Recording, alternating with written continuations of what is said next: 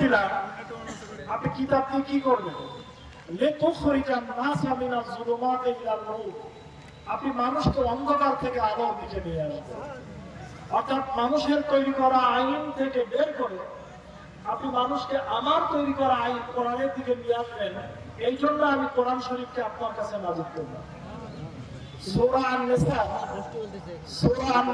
105 নম্বর আয়াতের মধ্যে, মনে রাখবেন, সূরা নিসার 105 নম্বর আয়াতের মধ্যে আল্লাহ রাব্বুল আলামিন আবার বলছেন, ইয়া আইয়ুহান নবী, ওহে আমার প্রিয় নবী, ইন্না আনজালনা ইলাইকাল কিতাব, নিশ্চয় আমি আল কিতাব কোরআনকে আপনার কাছে নাযিল করেছি। কেন নাযিল করেছি? লিতাহকুমা বাইনান নাস, আপনি কোরআন দিয়ে মানুষের মাঝখানে বিচার এবং ফয়সালা করবেন, এই জন্য আমি কিতাব নাযিল করেছি। আর সূরা আল-বাকারার মধ্যে আল্লাহ কি বলছেন? আল্লাহ বলছেন, শাহরু রমাদান আল্লাযী উনজিলা ফীহিল কোরআন, রমজানের মাস, এই মাসের মধ্যে তার কারণ হলো এই মাসে আমি কোরআন নাযিল করেছি এই জন্য। আর কোরআন কেন নাযিল করেছি? হুদান লিন-নাস, গোটা বিশ্ব মানবতাকে সঠিক রাস্তা করে দেওয়ার জন্য আমি আল কোরআন নাযিল করেছি। বন্ধুগণ, আমরা হেদায়েত শব্দটা কিন্তু শুনলেই কিছু আচরণ আমাদের মনে হয় যে হেদায়েতওয়ালা লোক কি, লোকটা খুব হেদায়েতের পরে আছে। তার মানে কি? সৌদি আরবের জামা, মাথায় পাগড়ি, টুপি, দাড়ি, লেবাস, পোশাক, এইগুলো দেখলে বলে লোকটা হেদায়েতওয়ালা, মুত্তাকি মানুষ, আল্লাহওয়ালা মানুষ। আর আল্লাহ রাব্বুল আলামিন বলছেন এখানে হুদান, হুদান শব্দটি কিন্তু ব্যবহার করা হয়েছে নাকেরা। নাকেরা মানে হলো অনির্দিষ্ট। শব্দটার মানে হলো আম। ব্যক্তি জীবনে হেদায়েত, ভালো করে বুঝবেন, আমার ব্যক্তিগত জীবনে কোরআন হেদায়েত, পরিবারের জন্য হেদায়েত, রাষ্ট্রের জন্য হেদায়েত, পার্লামেন্টের জন্য হেদায়েত, এটা দেওয়ানি আদালতের জন্য হেদায়েত, হাইকোর্টের জন্য হেদায়েত, সুপ্রিম কোর্টের জন্য হেদায়েত, সব জায়গার জন্য কোরআন শরীফ হেদায়েত। আমি এই হেদায়েত হিসেবে পাঠিয়েছি। শুধু জেল চালানো আর বাতি সুখে নাকে ফুল দেওয়ার জন্য হেদায়েত না, এ সব জায়গায় কোরআন কাজে লাগে। কিন্তু মেন জায়গা কোনটা? মেন জায়গা হচ্ছে কোরআন দিয়ে সমাজ পরিচালিত হবে। এজন্য আল্লাহ রাব্বুল আলামিন কোরআনুল কারীমকে নাযিল করেছেন। বন্ধুগণ, একটা প্রশ্ন করি, আল্লাহ রাব্বুল আলামিন কোরআনুল কারীমের মধ্যে যে আইন দিয়েছেন, যে আইনটাকে তিনি হারাম করেছেন, হারাম মানে হলো নিষেধ, অর্থাৎ নো, যে আইনটাকে নো করেছেন আল্লাহ তাআলা, যে নো, এইটাকে আমরা ইউজ করব। এখানে অনেক লোক আমরা হাজির হয়েছি, আমরা সকলেই বলে যদি যে আল্লাহ হারাম করেছেন, মদকে নো বলেছেন, আমরা আজকে এখানে পার্লামেন্ট, আমি স্পিকার, আমি বলবো আপনারা এটাকে হা বলুন। আপনারা সবাই হা বললে এটা কি হা হবে? না। পার্লামেন্টে দেখেন না, স্পিকার বলে এই বিলের পক্ষে যারা হা বলেন, পক্ষে আছেন তারা হা বলেন, বিপক্ষে যারা আছেন তারা না বলেন। কোরআনুল কারীম যেটাকে নো বলেছে, সারা পৃথিবীর মানুষ যদি ভোট দেয় কোরআনের বিপক্ষে, তাহলে সে আইন কি পাস হবে?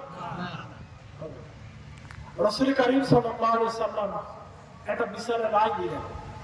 ফাতেমা নামে একজন মেয়ে কুরাইশ বংশের, চুরি করেছিল, হাত কাটা।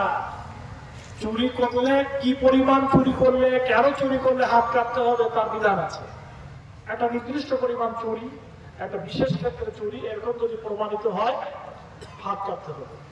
আল্লাহ রাসূল রায় দিলেন যে কোরআনের আইন অনুযায়ী তার হাত কাটতে হবে, বাম হাতের কবজি থেকে কেটে ফেলতে হবে। মেয়েটি আবার কুরাইশ বংশের, কুরাইশ বংশ মানে আল্লাহ রাসূলের বংশ। রাসূল যে দলের লোক, যে পার্টি, উনি সেই পার্টির নিয়ে গেল ফাতেমা। কুরাইশরা মিটিং বসালো মদিনার মসজিদে। কি সর্বনাশ! দীর্ঘদিন পরে ক্ষমতায় আসলাম আওয়ামী লীগকে তাড়াই, কি বলে এখন জামাতের শিবিরের ওলামায়ে কেরামের আমাদের দাবদাবা বরাবর। এ সময় আমাদের একজন ভাই একটা অন্যায় করেছে, তাই বলে তার হাত কেটে দিতে হবে?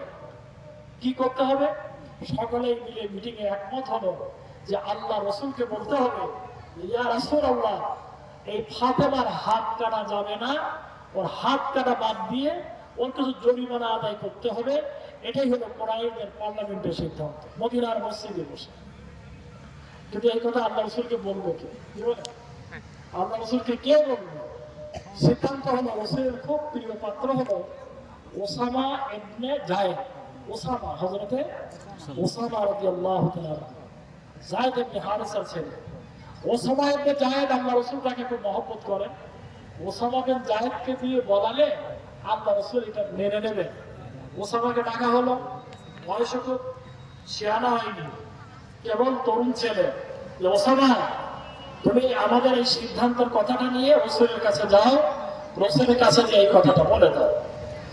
ওসামা ইবনে জায়েদ যে বলছেন, নানু ভাই আমি এসছি, আপনি দেখতে পাচ্ছেন মদিনার মসজিদে কুরাইশের নেতারা সব জড়ো হয়েছে, সবাই একমত হয়েছে যে ফাতেমা কুরাইশ বংশের মেয়ে, আপনার বংশের মেয়ে, সে চুরি করেছে, আর করবে না, আমরা দায়িত্ব গ্রহণ করছি। আপনি তার হাতটা না কেটে আপনি কিছু জরিমানা নিয়ে তাকে মাফ করে দেন। আল্লাহ রাসূল কি বলেছিলেন? রাজি হয়ে গেছে না?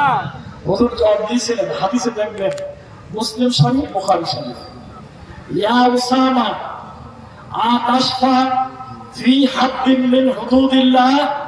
হে উসামা, তুমি আল্লাহর একটা আইনের ব্যাপারে পরিবর্তন করার জন্য আমাকে তদবির করতে এসেছো? আল্লাহর আইনের ব্যাপারে তুমি আমার কাছে পরিবর্তন করার জন্য তদবির নিয়ে এসেছো? জেনে রেখে দাও, লাউ সারাকাত বিনতু ফাতেমাতু বিনতু মুহাম্মাদিন, এই কুরাইশ বংশের মেয়ে ফাতেমা না, আমার মেয়ে যার নাম ফাতেমা, আমার মেয়েও যদি চোর হতো আজকে, লাকাতাতু ইয়াদাহা, আমি নিজ হাতে ছুরি ধরে আমার মেয়ের হাত আমি নিজে কেটে দিতাম। কি বলে? তাহলে আল্লাহ রাসূল কি পারলেন?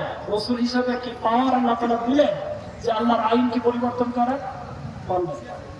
আরেকটা বিচার দেখেন, সূরা নিসা, হযরত উমরের কাছে গেলেন, রাসূলের কাছে গেলেন একজন ইহুদি আর একজন মুসলমান, নামধারী মুসলমান, বেনিফিশিয়ারি মুসলমান, যেমনি পানি আসে তেমনি ছাতা ধরে, আসে না এরকম একজন লোক সমাজে? যখন যাব তখন এরকম একজন নামধারী মুসলমান আর একজন ইহুদি এই ধারের খেতে, গম খেতে পানি দেওয়ার ওই যাব, রাসূলের কাছে চলে গেছেন, মুসলমান ব্যক্তি ডেকে নিয়ে গেছেন। আল্লাহ রাসূল উভয়ের কথাবার্তা শুনে রায় দিলেন যে বিচারে মুসলমান ঢোকে গেল, আর ওই ইহুদি বিচারা পানি আগে পাবে, সেখানে পানি আগে পায়নি, তার জন্য তার গমের যে ফলনের ক্ষতি হয়েছে, তার জন্য মুসলমানকে তার এত পরিমাণ গম অতিরিক্ত তাকে দিতে হবে। এই রায় যখন আল্লাহ রাসূল দিলেন, মুসলমানের বিপক্ষে চলে গেল, তখন ওই মুসলমান লোকটা ওই ইহুদিকে বলতে লাগলো যে ভাই, আল্লাহ রাসূল তো রাসূল, তিনি কোরআনের বিরাট কঠিন মানুষ,